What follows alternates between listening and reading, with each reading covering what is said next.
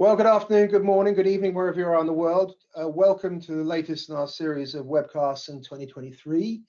We're talking today about end-to-end business processes, and specifically today, the end-to-end source-to-pay process and the global process ownership journey.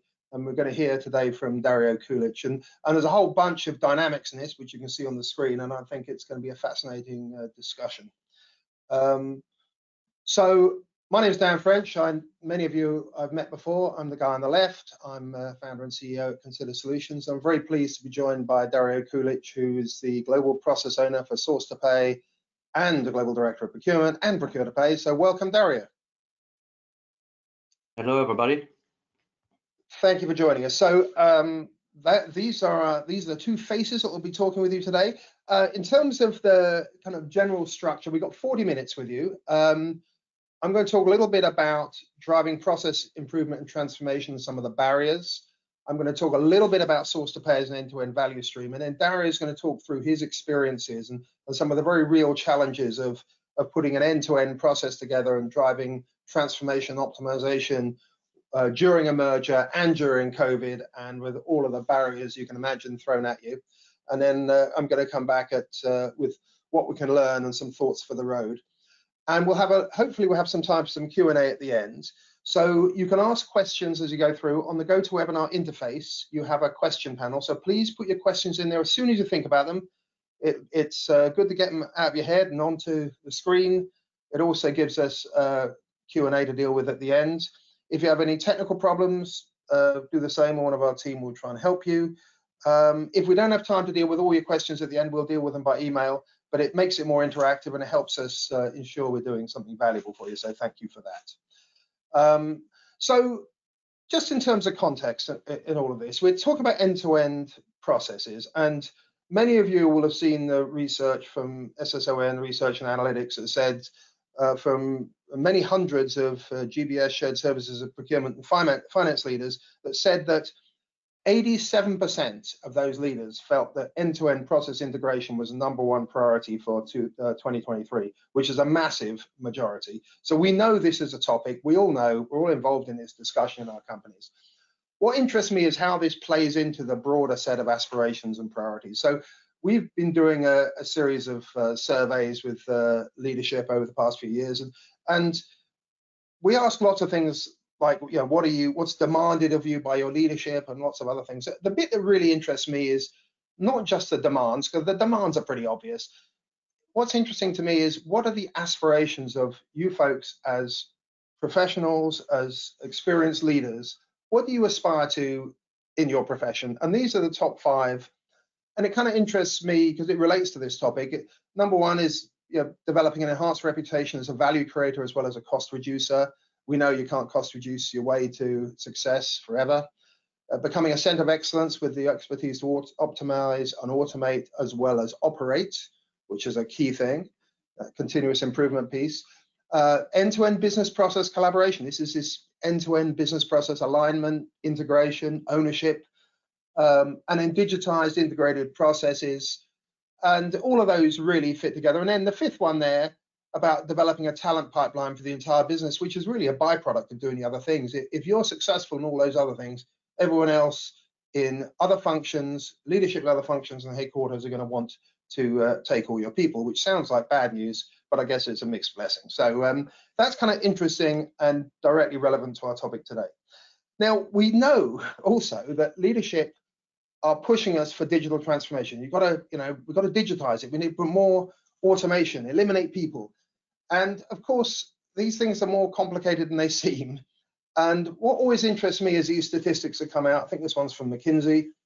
You know, 70% of digital transformations don't deliver the value projected at kickoff.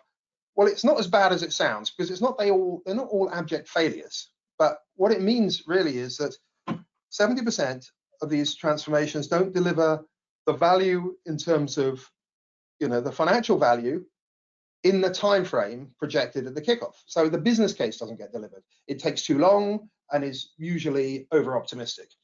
And I guess we're all used to that. We know that's true because it happens all the time.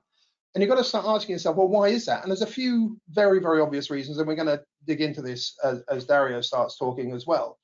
But one of the things that is very, very obvious to me, and it keeps coming up in discussions I have with leadership, this whole question of what does good look like for any process or for any business, it seems such a simple question that we assume the answer's simple. It's the hardest question to answer for any business leader, for any process leader. It sounds obvious, but it's hard. So what does good look like? You've got to dig into that and make sure you really understand that before you put your business case together. And these lighthouses in the picture below is in every end-to-end process cycle, you've got two ends. So in source to pay, you've got sourcing and procurement at one end, and you've got finance and maybe shared services at the other. And their views of what good looks like isn't necessarily exactly the same. So part of the challenge is how do you align the views of what does good look like? So it's no surprise in many respects that this is a big challenge and one of the contributors. And the other big contributor, of course, is that we do love the idea of applying technology. But I love this quote, and you can read it yourself, but it's so true, and I think we've probably all felt the pain of it. You know, when you apply automation to an efficient operation, you're amazed with the magnified results. But if you apply automation to an inefficient operation or an inefficient process, it magnifies the inefficiency, which is the painful piece. So it doesn't just not get better, it gets worse. It gets worse quicker, which is definitely worth bearing in mind. I suggest you use that for all your business case presentations with your leadership. It just gets everyone to a sense of reality. So the technology thing, just healthy, we do need just a healthy sort of caution about how to apply technology. And the second thing, which is kind of slightly less obvious even, is we talk about transforming end-to-end processes like source to pay or customer to cash or whatever, and we use this word process very easily, and we assume everyone knows we're all talking about the same thing. And the reality is, I make a small bet. If you take 10 of your colleagues and ask them to write down what do they mean by business process, and they write it down privately, and then you look at all the answers, you'll get 10 or even more different answers. And that kind of is a worry, because if we're doing process transformation and we're not quite all aligned on what process means, that's an interesting challenge. And you see the options at the top, and then as you dig into the more nuanced response at the bottom, you start to think about, it's about humans, it's about behavior, it's about the end-to-end outcomes. It's not as obvious as it seems, but that's just something for you to think about, because a lot of organizations I work with have believed they're dealing with a process issue, and at the end of a couple of years realize that maybe their provider or maybe the people they're working with have misunderstood that for maybe a system workflow, for example. So when we look at source to pay, we kind of know broadly what that looks like, and here's a kind of simplified picture of source to pay, and that's great, that looks nice. But when we think about end-to-end processes, and source to pay is a great example, is why do we aspire to an end-to-end cycle? And we cracked this problem decades ago in manufacturing and physical production. But in the softer processes we're dealing with today, it's slightly more problematic, and we still haven't quite cracked it. But as I said, we worked out many, many years ago that silo operations, silo decision-making is wasteful. It drives efficiencies in the silo which don't really deliver value to the end customer. Ends up with misaligned performance measures that we talked about in what good looks like, a poor customer experience, and suboptimal business outcomes. So some good reasons we want to break down those silos. That's pretty obvious. The challenge is it's hard. And so an end-to-end cycle for source to pay, for example, has all these different stakeholders. You've got this end-to-end cycle from demand and sourcing at one end to settlement and reconciliation at the other. And there's this challenge that nobody owns all of that. No single executive owns all that. Possibly the CEO. Well, the CEO ultimately owns all of it, but they don't have enough visibility over any one cycle. So it's about influence, not control. And that, again, is another lesson. And of course, we're led to believe that there's one, beautiful answer to everything. But even the best global process has many routes through it, many journeys. Perfectly reasonable variance that you need. Source to pay, that direct spend is different to indirect spend. We know capital expense, P cards, all that stuff, perfectly reasonable to have different journeys. So, these are just some things to think about before we get into Dario's experience. But just before I introduce Dario, I just like to and you've probably got the idea of this already, but when we deal with complex problems, it's very appealing to have simple answers. But the truth of the matter is that most complex problems don't have simple answers, they have complex answers. And we're going to hear some of that from Dario. And that's why the little path on the right is the road less traveled. And I think Dario has certainly been walking that path. So I'm very pleased to introduce Dario Kulic to talk about his experience and his journey in the source to pay end-to-end process and that road to global process ownership. Welcome, Dario. Hello, everybody. Welcome, and thank you for joining today's session. So I'm Dario Kulic, and I started my career in procurement 17 years ago with in commodity purchasing, moved then over to sourcing before I then developed more into consulting, especially in procurement and S2P. And yeah, and then actually moved almost automatically into the new role as a global process owner for source to pay and purchase to pay, which happened 3 years ago. And yeah, the journey actually starts. Right, thanks. And all this in an environment of two spin-offs actually, and merger with huge transformation, so integration of data and people. The key challenges here are clear for me. When I pick here just 2 or 3, definitely the data, the change management, and winning hearts and minds, which we will hear in the next slides or a bit more. So starting the journey actually with the stakeholders. So like with every project, who are the stakeholders? Do I have all the necessary stakeholders? And I think everybody knows that this is always the start of the journey, and never is perfect. And sometimes throughout the journey and the let's say the process, you also first then identify additional stakeholders who are actually important. And so, Dario, that bringing together the stakeholders from 2 different companies and 2 different cultures must have been interesting. How did that play out for you? It's very complex. Need a lot of patience and understanding, and especially being able to be a bridge between especially 2 cultures, and bring them all supposed together. So it's a demanding and challenging task, but I enjoyed it. Thank you. All right. So, and yeah, so after the stakeholders are set for the beginning, and actually went into the next step, which is the building up the team, and the team of subject matter experts who actually take over activities from all business users over the time, so that these non-value added activities are not done all over the place by everybody in the company. And yeah, it is something new. It's a completely new team, and the key difference here was definitely the empathy and the attitude over experience approach. So in this case, you brought together operations subject matter experts from the 2 companies, but also developed a new team with this kind of new kind of attitude, these service-oriented people. Is that a fair assessment? That's the first step, yes. I like the. I mean, there's a lot written about the fact we should hire for attitude and develop and train for skills. And it sounds like that's what you did with the new team that you describe at the bottom. Is that fair? Yes, you can say that. So just to give an example, I run all the interviews really myself, and try to see that the team members have not too much experience, so that there's still enough room to actually build on with new knowledge. So it sounds like experience is both good and bad. I mean, yeah, you know, there's this saying with the tunnel vision. Yeah? So if you're doing something for too long, then it's difficult then to do it completely different in a different way, and to accept it also like this. Right. Okay. Thanks. All right. Yeah, and yeah, the special thing with the team is over the time.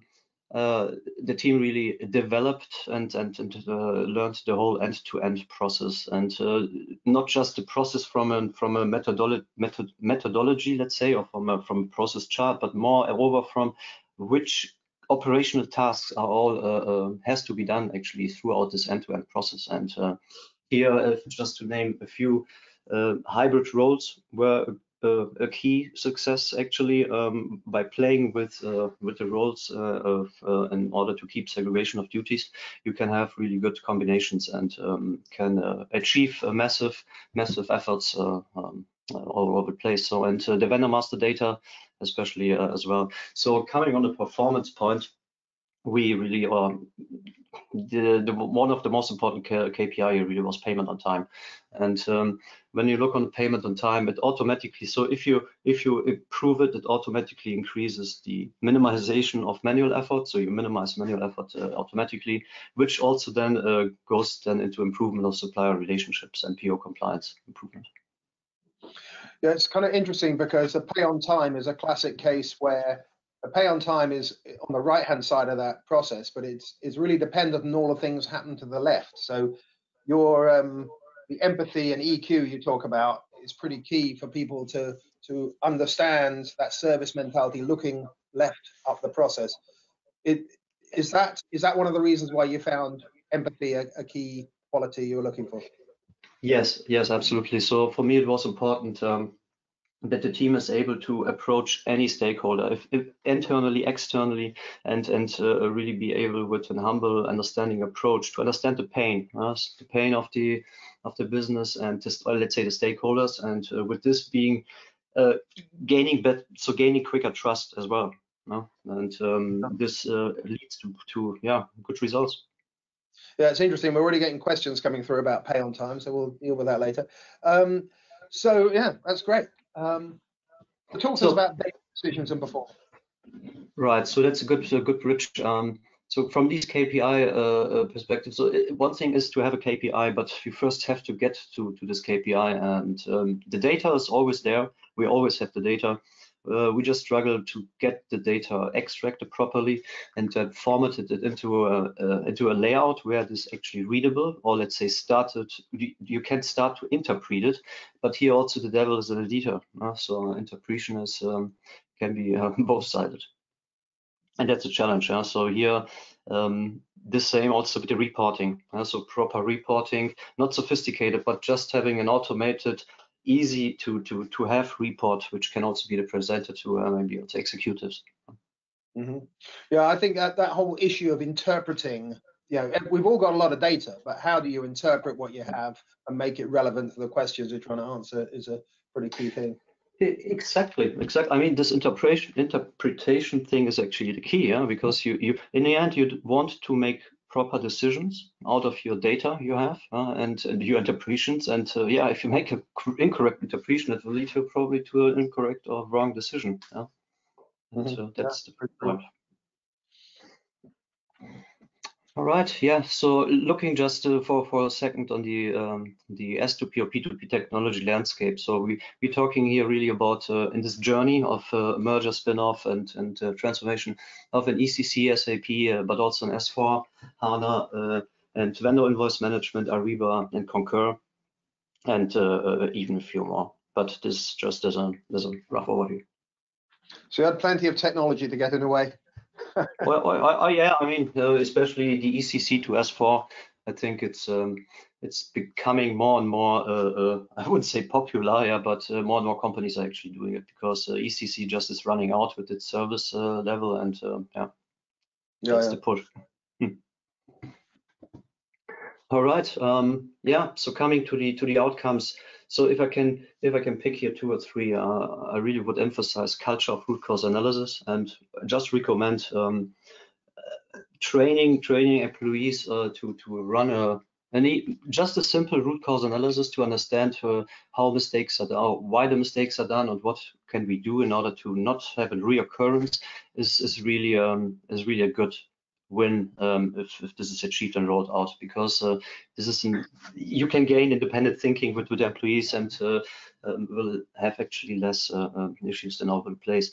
So in process re-engineering, which yeah, sometimes it's inevitable, but I can just recommend it. It's really a good thing to see also the other side, how, for example, your shared service center is making their job on the screen, and you can realize also if they're doing mistakes or if they're doing it improper.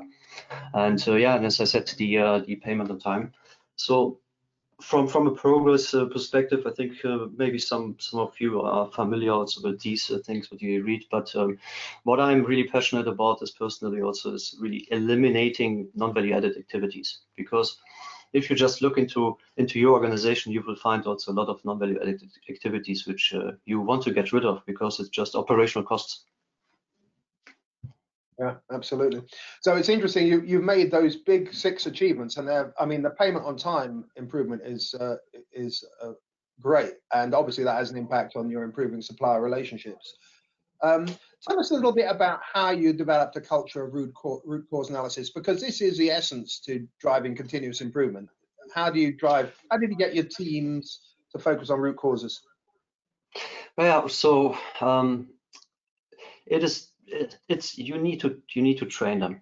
So you can't do this over one night or 2 days or 3 days. So you need to proper train them and really explain them in theory how it works. So with a standardized process, and also helping them to have their own templates so that they can do it independently.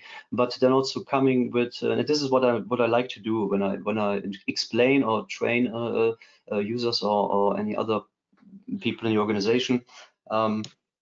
It is about business practices. So really examples from business where it becomes more tangible. And then with more of these cases, they're doing them also on their own. The routine comes in. Mm-hmm. Yeah, and I like also this focus on it's probably not very fashionable, but the idea of a P2P handbook, which has all the standard operating procedures for the end-to-end process, is often one of the things that get forgotten. But you achieved that, and that seems like a pretty key element to me. Yeah, Dan. So you're right. It is a lot of work. So there's a lot of work behind because looking on a P2P process, when you document everything in a step-by-step basis, then or instruction, you end up with almost 300 pages. But if you do it once, you have actually a base book for the future as well. And you just need to adapt the things you have in there, and you have always an instruction manual for everything.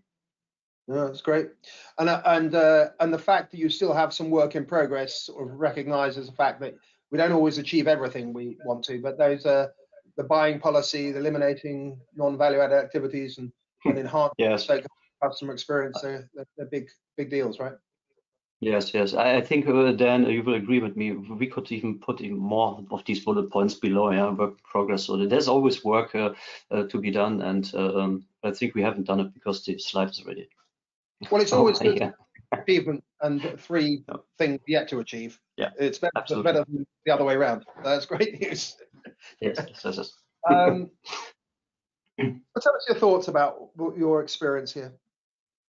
Yeah, so really, as closing thoughts, my opinion in here, really keys to success were things which are more soft, which you can't calculate easily, but things like winning hearts and minds. This is the thing with understanding the pain of the people, and not just in theory to understand it, but understand it from being on the field, putting yourself into their shoes, making a bit of a mirroring, this empathy thing is very, it's crucial. It brought a lot of better effects. And the thing with the mindful business case planning and funding, I think it's always reasonable to think about if it makes more sense in terms of costs to have a specialized team who's doing it for the whole organization, rather than leaving it to everybody in the organization, but then creating actually more cost over a long term. And this leads then to the effective execution. So this effective execution for me comes from having really a dedicated team who is expertised and rooting into this, and then especially when the organization likes them, likes also to work with them. Yeah, sounds great.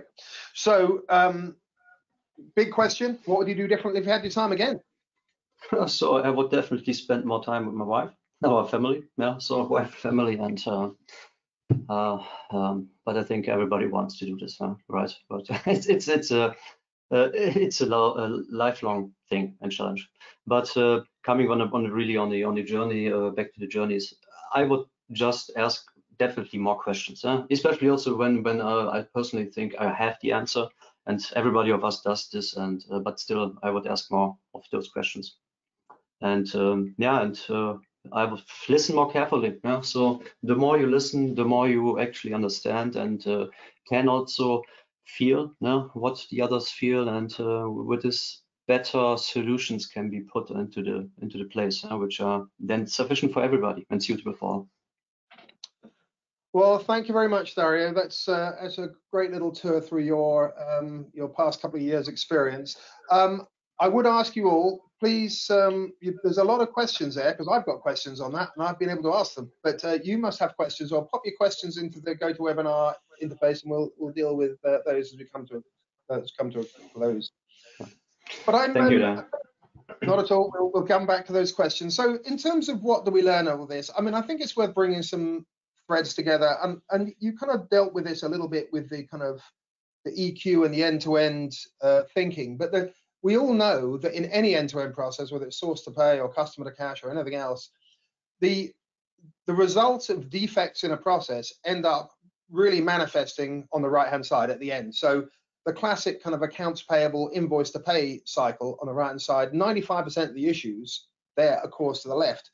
And that's really the challenge in any transformation, I think. And I like the way you've tackled with focusing on attitude, service mentality, people, because it isn't a technical problem really to understand what goes on to the left. It's a human problem, and that's a real challenge to understand the stakeholders, the participants in the process, and work out not just what the defects are, but why they happen and how to create change so that we can eliminate those. So that shift left thinking is pretty key. And I mean, my own observation is there are so many metrics, KPIs, and benchmarks we're bombarded with, whether it's from our leadership or from consultants or advisors. I would really encourage you to avoid worrying about KPIs until you know what good looks like, because a lot of these KPIs are quite narrow. And now I have to say, payment on time is kind of an interesting one, and you did incredibly well there. But many of these are kind of, they have a mixed result if you don't know what good looks like. And I remind you about this. So for what you think for source to pay, what does good really look like? It's about timely and effective provision of goods and services to support the business. It's cost effective, so we've got the benefits of sourcing and procurement. It's timely and it's good supplier relationships. It's efficient. There's a number of elements to it, and we've got to put all of that together to create what good looks like, such that we can develop an effective end-to-end process. But when we think about this kind of shift left, looking left up the end-to-end process, this end-to-end thinking, and you described it well, Dario, it's not easy. And this is why the EQ thing is so key, the empathy piece, is when you talk to folks in different parts of the end-to-end cycle, you often get opinions or expressions of facts you might disagree with. But often it's not actually wrong, it's usually correct from that perspective. And I really like this picture because it's kind of important for us to remember that everyone else has their own truth, and it's our job to understand it and work out how it plays in that end-to-end cycle. And there was a great, there's great thinking here as well that every stakeholder, every participant, there's a what's in it for me for each of them. And sometimes when you're struggling with why the process doesn't work the way it should, is you suddenly realize that participants and stakeholders have particular demands that are pushed on them. So we've got to understand that to help really break down those silos. But this is a lovely way of thinking about that, earning the right, that EQ, the empathy. How do you earn the right to shift left? How do you earn the right to deliver end to end? And this guy, Charles Green, wrote something called the trust equation. I read this book a long time ago, but I was reminded of this by Phil Priest at IFF, who said that you should look at this, and it's really, really interesting. So if you want to read the book, A Trusted Advisor, it's a great book. But this idea of trustworthiness, if you're going to have this end-to-end thinking, either as a GPO or as a participant, as a stakeholder, how do we develop that trust? And this idea of we've got to have the credibility in our domain, which I think is self-evident. Reliability is interesting. So do I do what I say I'm going to do all the time? Intimacy, do people feel that I'm actually solving their real issues? But the big piece, the self-interest. Dan, can I just say one thing? For just one thing. So you mentioned this book, The Trusted Advisor. I can just recommend this book really to everybody. I read it also already a few years ago, and I always look back into it. It never disappoints me. And the funny thing is, I read the book, but I'd forgotten about this equation. The big piece here is the self-interest. So your interest in your own silo, the evident interest in your own silo, is what undermines your trustworthiness, which is kind of interesting. So that's kind of, and I think that relates to your empathy experience, Dario. So thanks for that. And you talked about data and performance measures. So we pay on time is a great lagging indicator of performance, which is really, really important. But the only way of making those outcome indicators better is by understanding what's broken early on. And these are the performance drivers, the defects. These are, think about the motor car. It's, if you're a Lean Six Sigma person, you know what I'm talking about. Is how do I understand the defects, to identify, isolate root causes, fix them, and then the outcome gets better. And that's really, really important. And that relates to this whole thing about data. So we need data, we need dashboards to drive progress, to identify how we're performing, but also how we're doing with defects. But and that's really powerful. But I guess one of the challenges we're also seeing is there's some kind of big assumptions made, as in all of these things. There's an assumption that if you've got a massive, HANA database or data lake full of all the data, then you can turn that into some dashboards and everyone's happy, whatever user experience you want. The truth is, it's a bit more complicated. The key business questions are the hard things. We talked about that earlier. How do I really work out what does good look like? And from what does good look like, what are the key business questions I need to get answered? Those are the hardest things to ask. The technical stuff is easy. It's getting that is critical. It's the semantics. What does the data actually mean? What's the data about an invoice mean at different stages of its life cycle? What's data around a purchase order mean in Ariba, difference to the purchase order that exists in SAP? All of those things. And then the enrichment that goes on. These are just, we get led to believe it's a technical problem. It's not a technical problem. It's those three issues that we got to crack.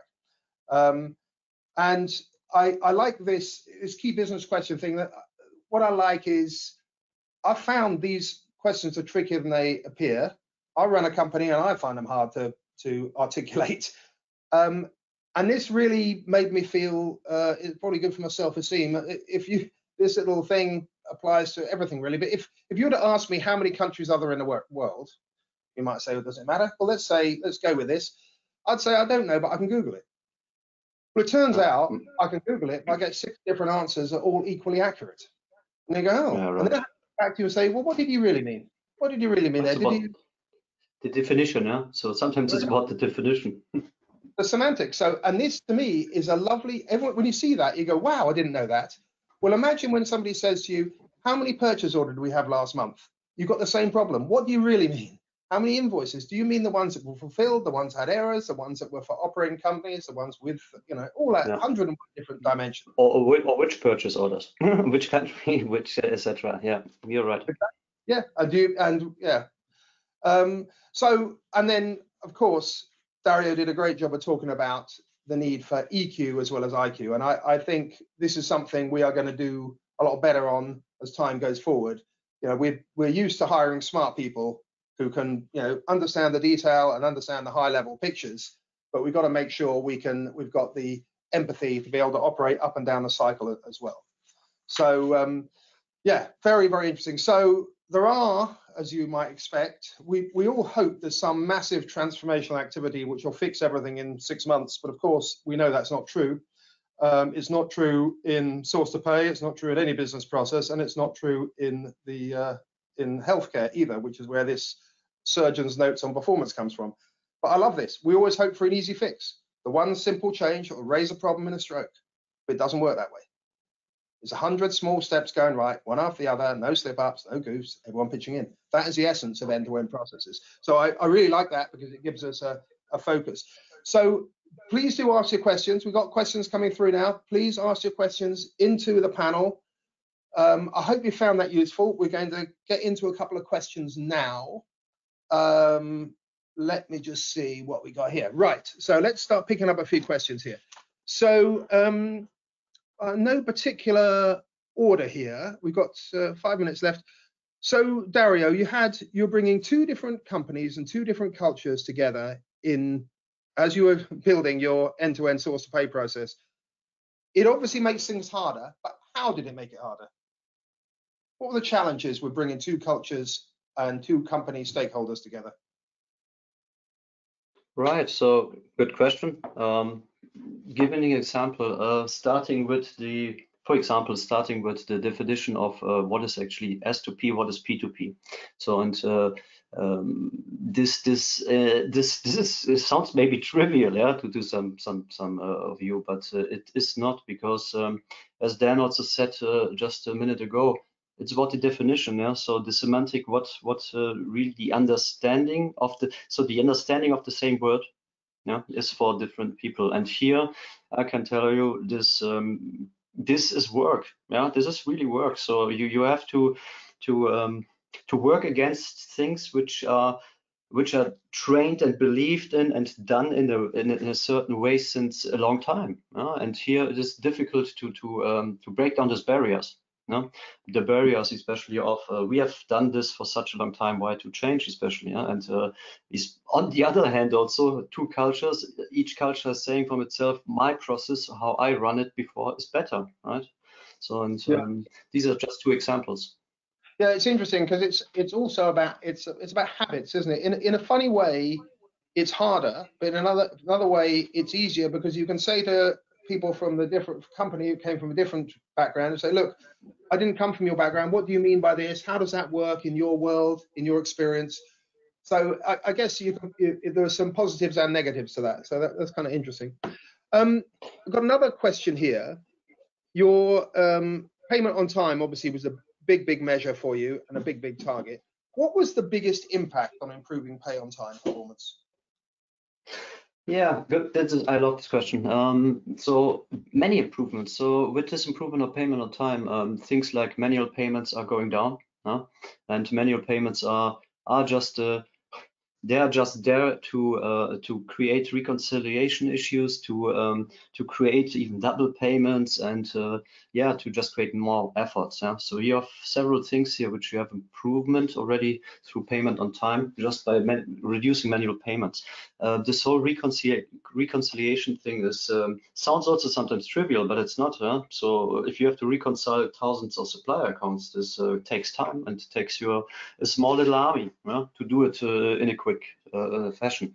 And other things, of course, obviously, supplier relationship improvement. So some might say with a low rate, you have already cracked the relationship with the supplier. But yeah, I mean, if you have a long-term relationship with the supplier, this will not crack down so easily. But I just see that putting some more efforts here into the place, like showing the supplier that you're doing the efforts, that you're not promising only, but doing and delivering, this comes in with the payment on time rate automatically, and improves the relationship as well. Did you find that when you started out with a poor kind of payment on time performance, was there a challenge with a lot of invoices coming in without POs? Yes. Yeah, absolutely. I mean, this is a typical thing. Another thing is also the more of those invoices come in and can't be, let's say, put into the right place, they're just piling also up. And this can create also some issues with not issues, but let's say challenges with your cash flow, because you have to just release more, maybe double or triple of those invoices as you do usually on one day, and this will consider more cash. Well, there's a whole separate discussion there on PO compliance, which we can do another day. But I guess we've got time for one more question. So you went from SAP ECC to S4HANA. What was the impact of change? Because you're dealing with different user interfaces. It's a change. You're changing the process, but you're also changing the way people interact with it. What were the positives and the negatives of that from a change point of view? Yeah, I mean, I personally, for myself, are still trying to find out all the nuances and improvements which S4 is bringing with it. And I think many companies are struggling with this, or not really understanding also what the improvements are, or the better configurations are, because they're just sometimes not known. And the other thing is, it depends how you use it. Yeah, if it is cloud-based or if you go directly through your computer. But this has also severe, let's say, speed issues. Yeah, so and speed is in execution the key. Yeah, so and the other thing is, if you had already, and that's something what I just can recommend or can't recommend. Yeah, so however you see it from which perspective. But the thing is, if you had already running processes, very well running stable processes on an ECC, I would just personally try to adapt up, carry them over, carry them over into the new system so that they can and still work there. And then from that point, you can then build up and do more of your improvements and so on. But that's a very good point. You hear a lot of stories of organizations that move to S4HANA, and the nice Fiori interface looks great when it's demonstrated. But if you put a Fiori interface on a accounts payable workstation, it's slow and painful, and they don't want that the way they worked before. So it's kind of it's horses for courses. So that's great, Dario. We're up to our 40 minutes. I'd like to thank you for your time. It's been wonderful to talk to you. Thank you everyone for joining us and for taking time out of your day. Thank you, Dan. Soon we will respond to these other questions by email. We will share the recording with you. And thanks very much, and see you next time. Thanks, everyone. Thank you, Dan. It was a pleasure. Thanks. Thank you, everybody.